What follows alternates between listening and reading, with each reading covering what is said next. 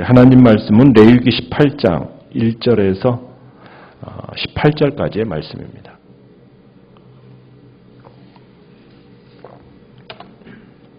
레위기 18장 1절에서 18절까지의 말씀 교독하겠습니다.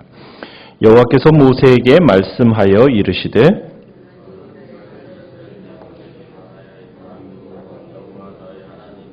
너희는 너희가 거주하던 애굽 땅의 풍속을 따르지 말며 내가 너희를 인도할 가나안 땅의 풍속과 규례도 행하지 말고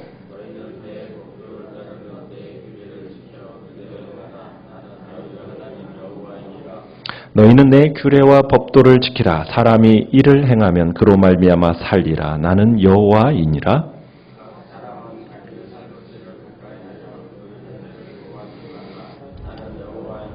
내 어머니의 하체는 곧 아버지의 하체이니 너는 범하지 말라. 그는 내 어머니인즉 너는 그의 하체를 범하지 말지니라.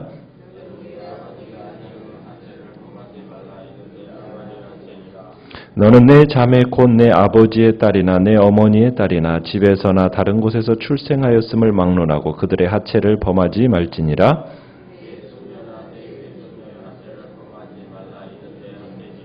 내 아버지의 아내가 내 아버지에게 낳은 딸은 내 누이니 너는 그의 하체를 범하지 말지니라.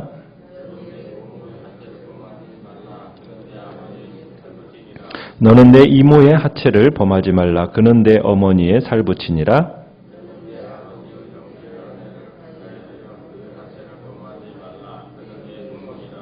너는 내 며느리의 하체를 범하지 말라. 그는 내 아들의 아내이니 그의 하체를 범하지 말지니라.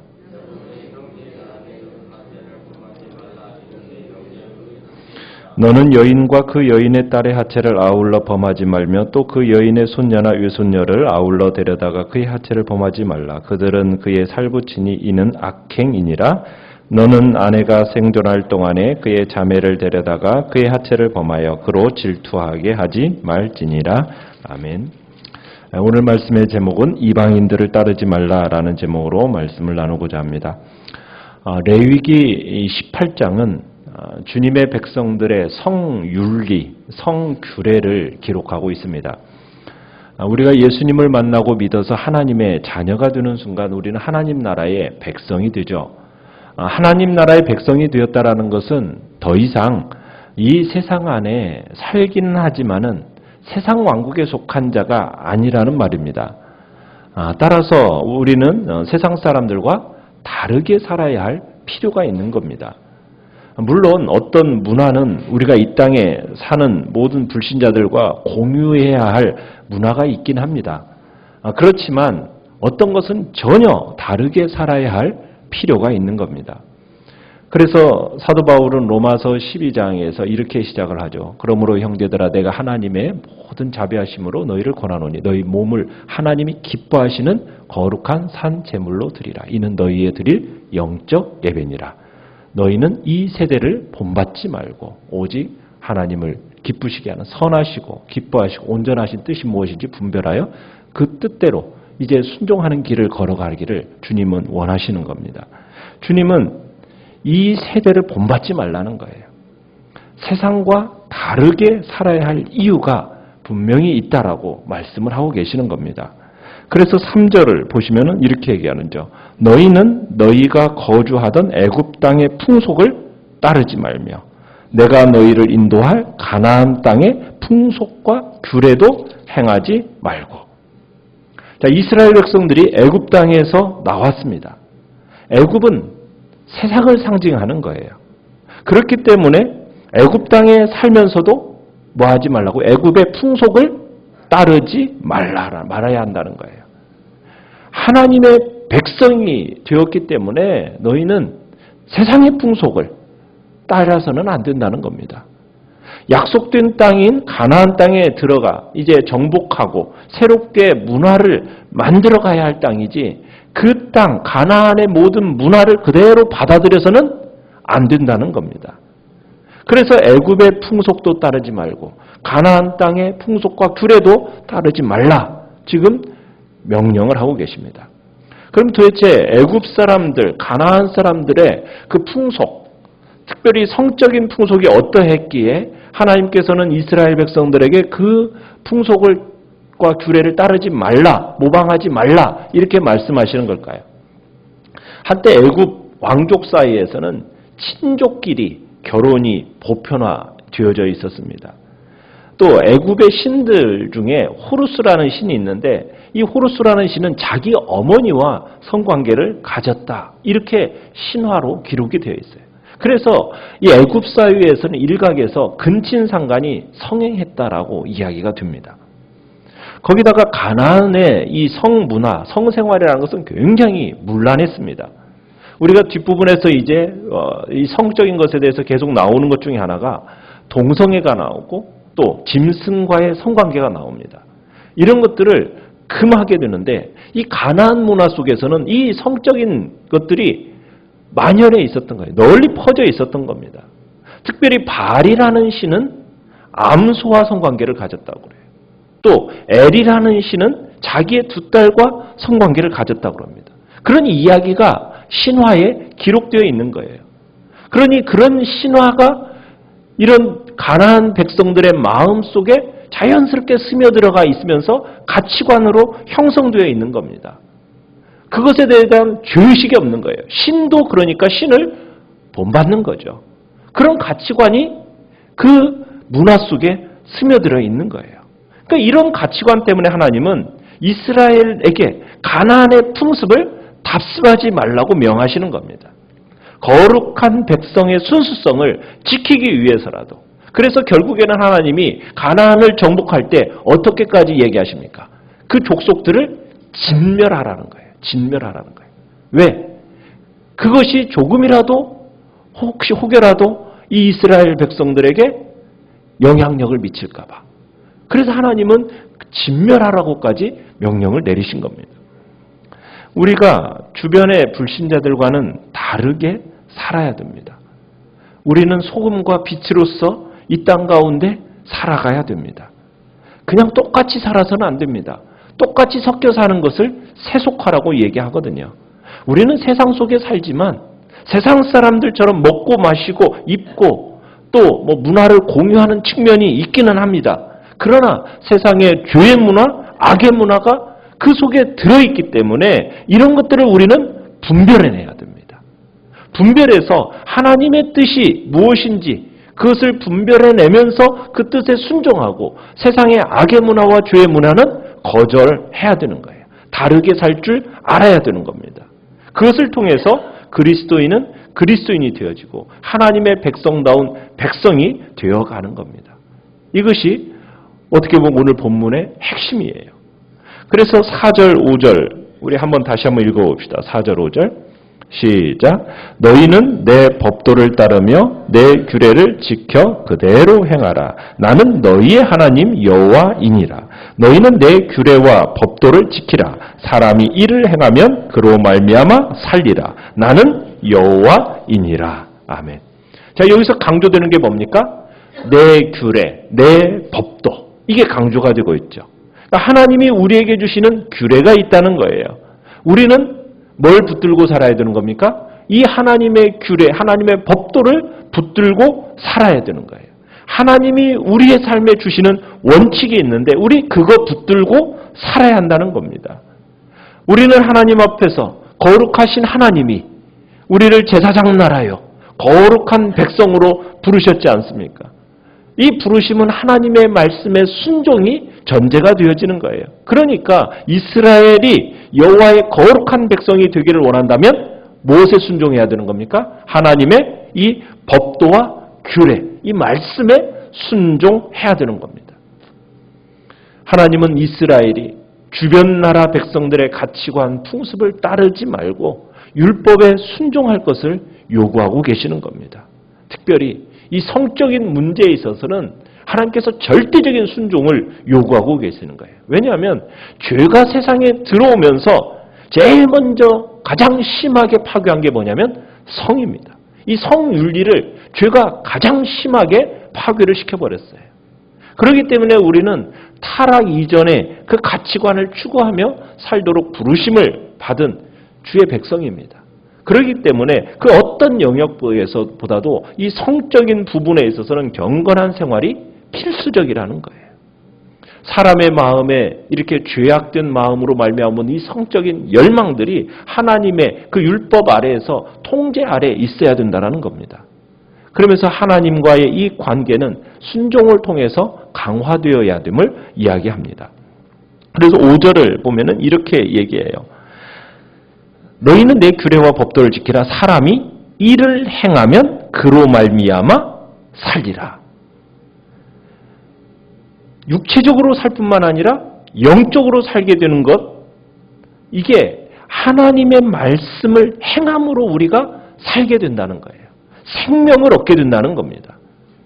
하나님이 자기 백성에게 생명을 주신다는 것은 이 사실은 고대 사회에서 팽배해 있던 어떤 세계관을 정면으로 반박하는 거예요. 왜냐하면 그 당시에 많은 나라에서는 자국의 왕을 신격화했습니다. 그러면서 왕이 백성들에게 생명을 준다고 생각을 하고 그렇게 인식되어져 있었어요. 애굽에서도 바로가 신의 아들입니다. 그러면서 이 바로가 백성들에게 생명과 물질을 준다라고 이렇게 여겨지고 있었던 거예요. 그런 정서를 정면으로 반박하면서 생명은 오직 누가 주시는 것입니까?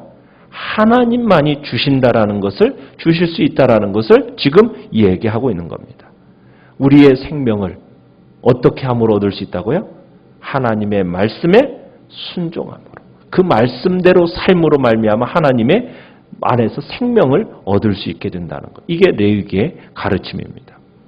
그러면서 이제 이 성적인 부분에 대해서 이제 우리가 범할 수 있는 6가지 범죄가 이제 18장에 기록이 되는데 오늘은 그 중에서 근친상간에 대한 경고를 우리가 봅니다. 이 근친상간에 대한 경고가 6절에서부터 18절까지 기록되어 있어요. 가장 많은 분량을 차지하고 있습니다. 그러면서 근친상간을 경고합니다. 골육 친척끼리 성적인 범죄를 행하는 것에 대해서 신랄한 경고를 하고 있는 거예요. 왜냐하면 이것은 어떻게 보면 가정을 지키기 위한 하나님의 규례입니다. 가정이라는 것은 출발점이 어디에서부터 시작되는 겁니까? 부부의 결합을 통해서 자녀를 생산하고 그 가정의 질서를 세워가도록 하나님께서 계획하셨어요. 그런데 이 부부의 관계가 어떻게 보면 이 성의 경계가 무너지기 시작하면 가정에 큰 혼란을 초래하게 되는 겁니다. 그러면 가정에 살면서 누가 아버지고 누가 어머니고 또 누가 진짜 자식인지 모르는 일이 생겨지게 되는 거예요. 그러면 얼마나 큰 혼란이 벌어지겠습니까? 요즘 드라마들은 막장 드라마잖아요. 그 막장 드라마들은 어떤 일들이 벌어집니까? 진짜 이런 일들이 벌어진다는 것을 우리는 드라마 속에서 보는 거예요. 이것은 현대의 가정의 질서가 붕괴되어졌음을 우리에게 예언해주는 슬픈 징조들입니다. 실제로 그런 일들이 일어나고 우리가 매스미디어를 통해서 뉴스를 통해서 그런 일들을 실제적으로 우리가 접하고 있지 않습니까? 아버지가 자식을, 딸을 이런 일들이 지금 공공연하게 일어나고 있는 것이 지금 이 시대가 되어져 가고 있어요. 부당한 성적인 교제의 대상이 지금 수많은 지금 이 대목 안에 하나님께서 언급을 하고 있는 거예요. 그러면서 첫 번째로는 어머니나 아버지가 절대로 성적인 대상이 될 수 없다. 자식과 부모가 함께 성적으로 어울리는 일걸 이건 제일 먼저 경계되어야 될 것을 지금 얘기를 하고 있습니다. 가장 지탄받을 만한 일이라는 것으로 이렇게 하나님께서 첫 번째로 집어넣고 있어요. 7절에 그렇게 얘기하고 있죠. 그러면서 이제 계속해서 얘기하는 게 뭐냐면 8절에서는 아버지의 아내, 이제 계모를 얘기합니다. 9절에서는 자매, 10절에서는 손녀, 외손녀, 11절에서는 계모의 딸, 12절에서는 고모, 13절에서는 이모, 14절에서는 아버지 형제의 아내, 15절에서는 며느리, 곧 아들의 아내, 16절에서는 형제의 아내, 형수, 제수, 또 17절에서는 의붓딸, 의붓손녀 이런 식으로 하나하나 이 골육 친척과의 그 성적인 관계에 대해서 경고를 하고 있는 거예요. 가득하게 기록하고 있어요. 왜 결합을 금하고 있습니까?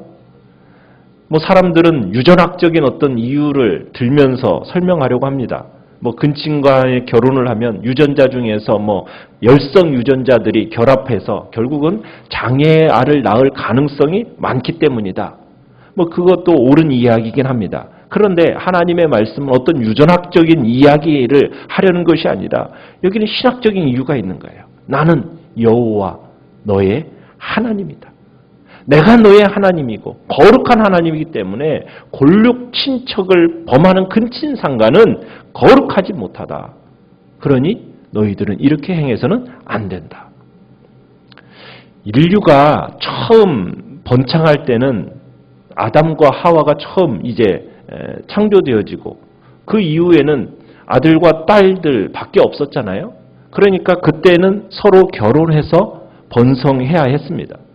그러나 오늘 이 말씀이 주어진 것은 인류가 번성한 이후의 이야기예요. 그 이전은 특수한 상황입니다. 뭐 아브라함도 이복 동생과 결혼한 거지 않습니까? 사라와. 이런 식으로 결혼된 것은 그 당시에는 많지 않은 숫자에서 번성하기 위한 어떤 특수한 상황인 거예요. 근데 그 예를 들어서 근친상간이 옳다? 그렇게 말할 수는 없다라는 겁니다. 그래서 하나님께서 이제 이 긴 대목을 통해서 경고하시는 거예요.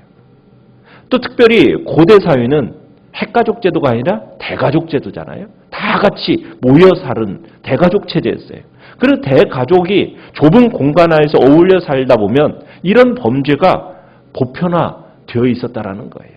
그래서 하나님께서는 이 보편적인 죄악들을 경고하시면서 이렇게 성경의 많은 부분들을 할애하면서 신랄하게 경고하고 있는 겁니다. 오늘 이 시대 속에서도 마찬가지입니다. 하나님은 세상 사람들의 사고와 가치관을 따르지 말라. 특별히 성문화에 있어서는 더욱더 그러합니다. 한국 사회의 성적인 문화가 매우 심각한 수준에 올라와 있습니다. 양심이 무디어진 사람들, 이 같은 일을 하면서도 죄책감도 느끼지 않는 사람들, 이런 상황들을 보면서 우리 그리스도인들마저도 현혹될 수가 있고 그러면서 심지어 자신을 합리화할 수 있는 그런 방향으로 갈 수가 있다는 겁니다. 우리는 기억해야 합니다. 하나님의 백성으로서 살아간다는 것. 그것은 세상과 근본적으로 다른 가치관이요, 다른 윤리 기준을 가지고 살아가는 존재라는 것을 우리는 기억해야 됩니다. 그리스도인, 우리의 마음에는 오직 하나님의 법도와 하나님의 규례를 가지고 살아가야 됩니다. 사회에서는 지금 반기독교적인 관습과 가치, 그것을 가지고 지금 이 합법화하며 만들어가는 시대가 지금 되어져 가고 있습니다. 우리는 합법이냐 불법이냐의 문제가 아닙니다. 가치관의 문제입니다. 우리의 법은 세상의 법이 아니요 하나님의 법을 따라 살아야 할 존재들이라는 것. 주님의 백성은 하나님의 말씀을 따라가야 할 그 가치에 최우선에 우리의 가치를 두고 살아가야 되는 것. 그래서 분명하게 세상의 것에 대해서 말씀과 배치되는 것은 선을 그어야 하는 겁니다. 세상이 아무리 이렇게 저렇게 법으로 합법화시켜 간다 할지라도 우리는 진리를 따라가는 사람이라는 것을 기억하며 우리는 하나님의 말씀대로 순종하며 살아갈 때 그것이 내가 살 수 있는 유일한 길임을 오늘도 말씀 따라 말씀을 붙들고 오늘도 순종의 길을 걸어가는 복된 자리의 길을 간절히 축원합니다.